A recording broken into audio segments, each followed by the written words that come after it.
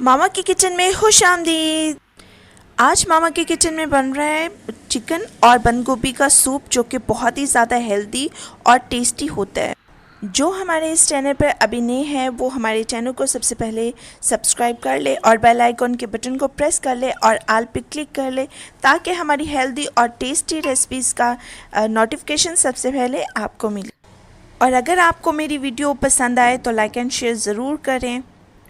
और स्पेशली जो लोग वेट लूज़ करना चाहते हैं वो इस सूप को ज़रूर ट्राई करें, इससे बहुत ज़्यादा उनको फ़ायदा होने वाला है।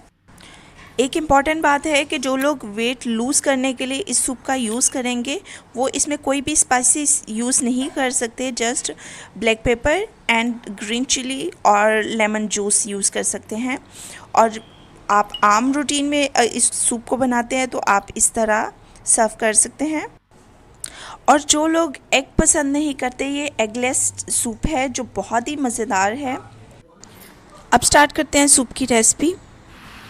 थोड़ी सी मैंने बंद गोभी ली है, उसे पतला सा काट लिया। मैंने यखनी बनाने के लिए जो चिकन लिया था उस चिकन को निकाल के उसके पीसेस कर लिए हैं।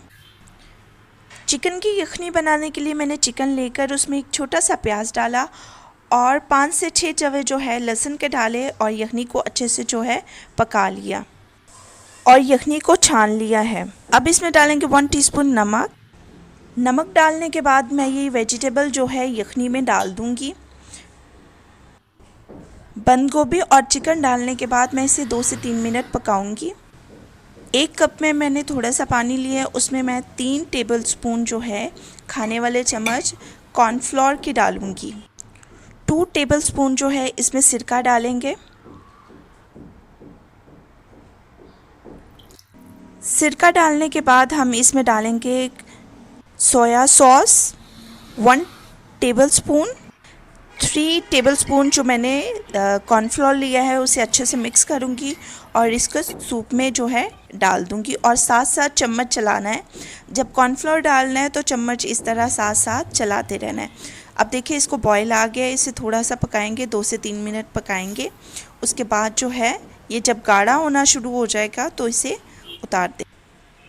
देखिए झटपट सा हमारा मज़ेदार सा हो गया है सूप तैयार, जो कि बहुत ही मज़ेदार है।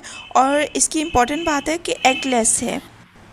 कुछ लोगों को अंडा पसंद नहीं होता है तो वो ये वाला सूप ज़रूर ट्राई करें, ये बिना अंडे के है।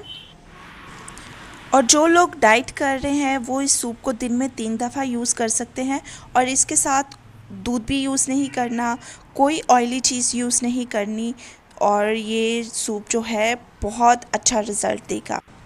उम्मीद करती हूँ आपको ये रेसिपी पसंद आई होगी। अगर पसंद आई है तो लाइक एंड शेयर ज़रूर करें। मिलूँगी आपसे एक नई रेसिपी के साथ, तब तक के लिए मुझे दे इजाज़त। खुदा हाफिज़।